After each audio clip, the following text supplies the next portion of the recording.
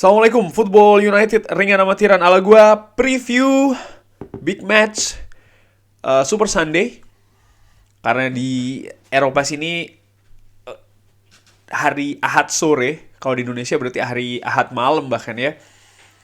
Dari Emirates Stadium di London, Arsenal pimpinan klasemen sementara akan menghadapi Manchester United. Dan seperti kita ketahui, dari hasil seri menghadapi Crystal Palace bukan hanya gagal meraih kemenangan, Manchester United juga dipastikan akan tampil tanpa Casemiro karena mendapatkan kartu kuning, akumulasi hukuman, maka ya dia tidak akan bermain di Emirates.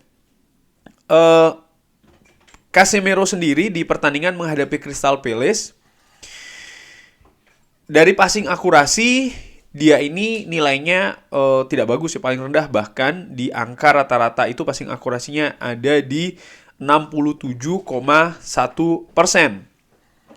Tapi dari sisi defensif, nah ini yang penting, dari sisi defensif Casemiro ini memiliki total tackling yang paling tinggi, interception-nya juga tinggi, clearance-nya juga tinggi. Jadi Casemiro ini bagaikan apa ya? Mungkin seperti kayak perisai atau tameng dari 4 pemain belakang Manchester United. Bagaimana dia ini melindungi lini pertahanan dari Manchester United sangat krusial, sangat bagus. Kendati pun seperti gue katakan sebelumnya, ketika build up, sayangnya passing akurasinya di Selhurst Park, kandang dari Crystal Palace, tidak sebagus biasanya.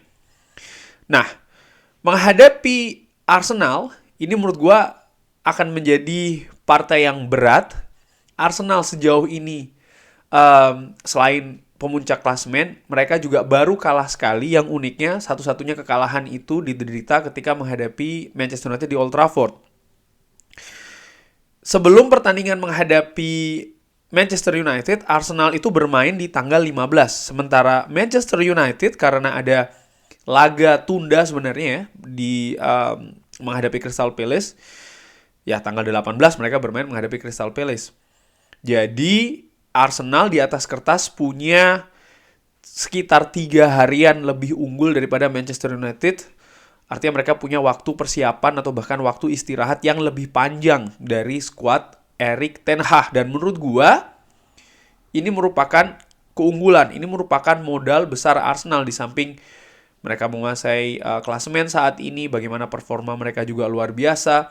Mereka juga mendapatkan hasil yang sangat positif di North London Derby menghadapi Tottenham Hotspur. Jadi banyak hal yang sangat-sangat mendukung bagi Arsenal kalau menurut gue ya, dengan amatiran.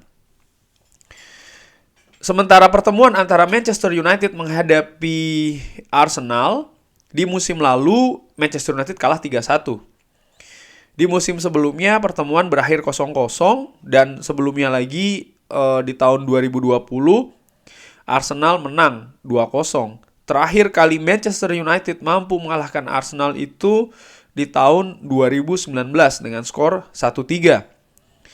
Nah, ini juga rekor sejauh ini. Arsenal pun juga lebih superior ya ketika menghadapi Manchester United ketika bermain di London, ketika mereka menjadi tuan rumah. Yang menarik menurut gue, Arsenal kendati pun hasilnya sangat positif, utamanya setelah Piala Dunia, ada satu partai di mana Manchester United mungkin bisa melihat ini ya, karena ada satu tim yang bisa menahan Arsenal sehingga Arsenal tidak meraih kemenangan, yaitu adalah Newcastle United yang mampu menahan Arsenal dengan skor 0-0. Nah, ini menurut gue, kalau buat gue ringan amatiran jadi menarik gitu ya. Gue oke, ada banyak tim yang mampu ditaklukkan oleh Arsenal sejauh ini di Emirates, tapi ketika menghadapi Newcastle bisa menahan 0-0. Di pertandingan tersebut bahkan expected goals dari Newcastle ini bisa 1, walaupun Arsenal juga 1 sekian, sama-sama lah. Jadi bisa memberikan perimbangan. Kendati pun Arsenal menguasai ball possession dan juga total shots dan beberapa komponen lain ya. Tapi bagaimana Newcastle juga punya big chances bahkan yang lebih banyak daripada Arsenal. Jadi mereka sebenarnya punya peluang untuk bisa mencetak gol. Tentu saja di pertandingan tersebut ada kontroversi di akhir pertandingan di mana ada penalti ya kan yang diprotes oleh kubu Arsenal, yaitu jadi kayak apa ya, bumbu pertandingan. Yang menarik juga bagaimana passing akurasi. Arsenal sangat unggul, long ball juga demikian, jadi sangat dominan. Nah, selanjutnya ini yang ingin gue tekankan, bagaimana Newcastle ini mereka bisa memenangkan banyak duel. Aerials, duel mereka menangkan, tackling mereka lebih banyak, interception, clearance, bahkan dribbling. Ini menurut gue hal-hal yang sebenarnya Manchester United punya. Artinya lini tengah ataupun lini belakang yang kuat dalam melakukan duel, ya kan. Lalu juga lini sayap ataupun juga beberapa pemain Manchester United yang bagus dari sisi dribblingnya juga. Lalu bagaimana pemain defensif dari Manchester United yang sangat aktif dalam melakukan interception, clearance, dan bahkan baik dalam melakukan tackling. Hanya saja salah satu pemain yang tadi gue sampaikan di awal ya, nilainya sangat bagus biasanya dalam melakukan beberapa poin tersebut adalah Casemiro yang sayangnya tidak bisa bermain di Emirates nanti. Dan ini merupakan formasi yang dimainkan oleh Newcastle 4-3-3 menghadapi Arsenal juga yang ketika itu bermain juga dengan 4-3-3.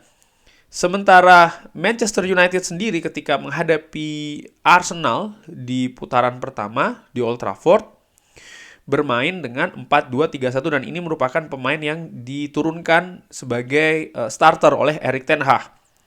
Memang betul di saat itu Casemiro belum bermain sebagai starter. Lini pivotnya ditempati oleh Scott McTominay dan juga Christian Eriksen. Lalu ada Anthony yang menjalani debut dan bahkan langsung mencetak gol. Lalu di sebelah kiri ada seorang Jadon Sancho. Bisa dilihat di bek kiri pun juga Tyrell Malacia lebih dipercaya oleh Erik ten Hag.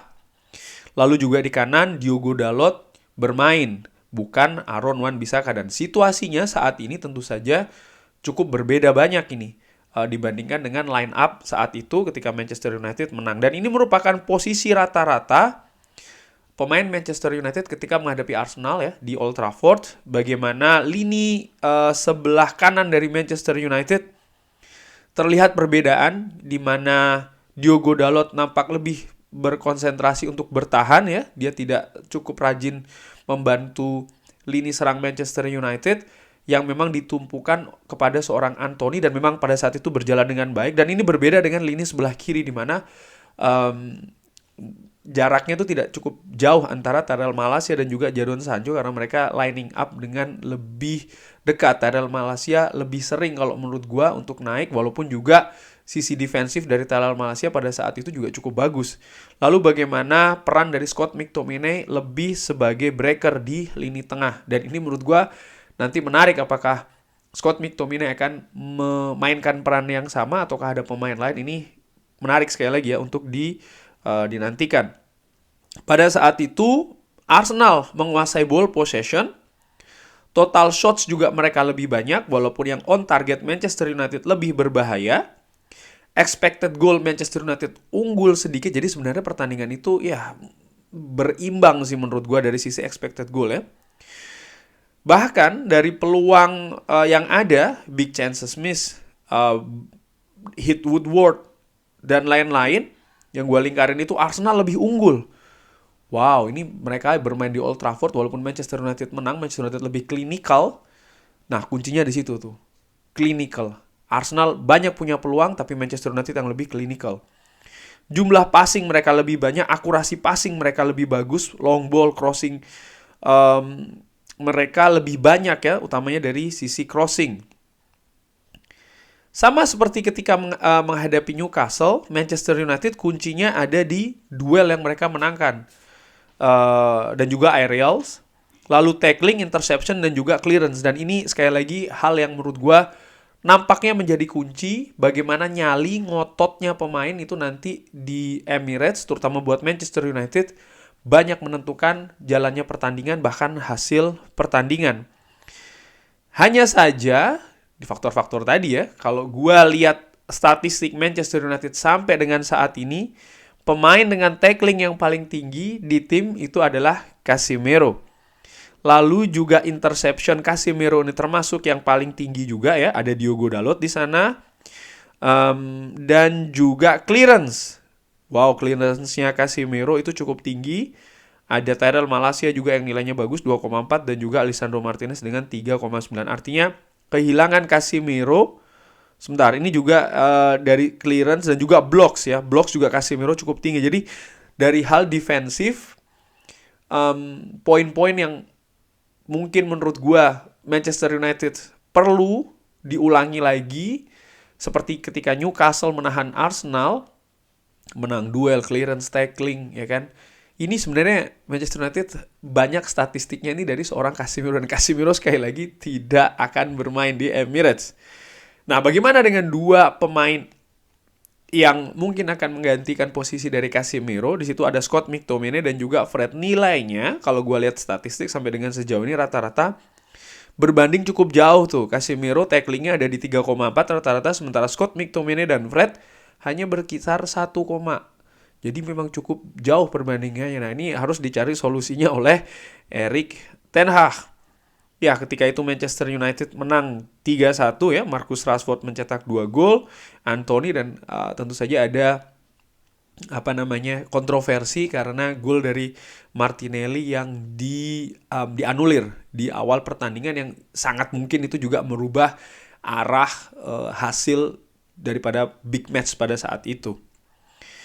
Langsung aja perkiraan ya. Ini tadi pertandingan ketika Manchester United menang 3-1, ini yang diturunkan. Tentu saja Dalot nampaknya masih diragukan, Sancho tidak akan main ya karena masih dalam proses return atau kembali lagi, proses comeback ke atas lapangan. Bagaimana perkiraan 4-2-3-1, mungkin Erik ten Hag akan menurunkan formasi seperti ini. Nanti akan ada formasi pengharapan dari gue ya, seperti biasa.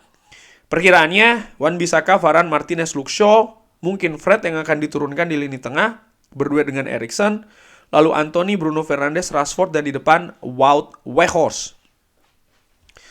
Bagaimana pengharapan gue sebelum ke sana? Gue ingin menunjukkan ini dulu, heat maps dari Christian Eriksen. Pemain yang biasa dipasang di pivot ini di sebelah kiri, lebih di sebelah kiri dia arena bermainnya. Fred pun juga demikian, lebih di sebelah kiri. Nah, jadi kalau seandainya dari perkiraan gua tadi ya, Erik ten Hag, nah ini ada sedikit kebingungan di mana Fred lebih bermain di sebelah kiri, Eriksen juga sebelah kiri, walaupun tentu saja bisa dimodifikasi. Tapi menurut gua dua pemain ini lebih dominan sejauh ini, bahkan lebih baik ketika bermain di daerah sebelah kiri, sementara Scott McTominay ini lebih di sebelah kanan. Oleh karena itu gue pikir mungkin di pivot Scott McTominay yang akan dimainkan karena kan mungkin Eriksen di sebelah kiri, lalu Scott McTominay di sebelah kanan di lini tengah. Lalu gue juga berpikir Fred ini cukup bagus dalam duel, clearance, tackling juga. Dia sangat aktif dan ini sudah ditunjukkan ketika Manchester United derby menghadapi Manchester City, sehingga gue berpikir dimainkan Fred ini penting untuk bisa mengganggu aliran bola dari Arsenal. Di sisi lain, gue juga menilai Scott McTominay punya keunggulan tersebut, di mana dari sisi fisik dia ini cukup bagus. Memang ada konsistensi yang mungkin tidak atau belum bagus-bagus banget dari seorang Scott McTominay. Tapi ada fakta juga ketika Casemiro masih dalam proses adaptasi, lini tengah Manchester United yang dimainkan oleh Erik ten Hag memasang Scott McTominay ini bermain cukup bagus loh. Sehingga gue berpikir Scott McTominay punya peluang untuk dimainkan. Nah, kalau seandainya Fred dengan Scott McTominay dimainkan, di mana Eriksen? Eriksen tentu saja punya sisi kreativitas, visi bermain yang cukup bagus. Kemarin ketika menghadapi Crystal Palace, akurasi passingnya sangat tinggi sekali Christian Eriksen, sehingga menurut gue Eriksen juga harus dimainkan. Lalu bagaimana dong pola formasinya? Ini dia menurut gue 4-3-3. Sekali lagi ya, ini pengharapan ringan amatiran ala gue. David De Gea, Wan-Bissaka, Varane, Martinez, Shaw. Di sebelah kanan ada Scott McTominay gelandang ya, lalu ada Fred. Sebelah kiri ada Eriksen. Antara Eriksen dan Fred ini mungkin bisa bertukar ya. Lalu di depan Bruno Fernandes di kanan, dengan nantinya peran yang lebih free roll, bisa bergerak. Marcus Rashford di kiri, dan juga Wout Weghorst, di mana Wout Weghorst ketika menghadapi Crystal Palace menurut gue cukup baik, cukup bagus dalam melakukan pressing kepada pemain bertahan lawan ketika mereka melakukan build up.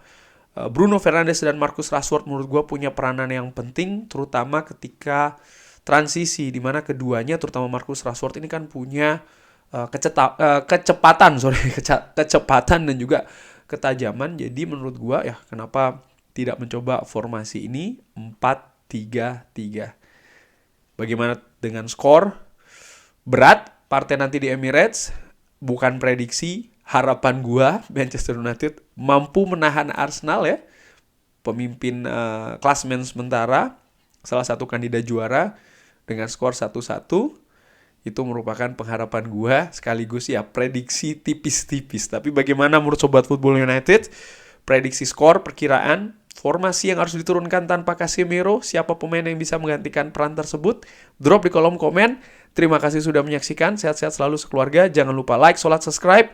Wassalamualaikum warahmatullahi wabarakatuh.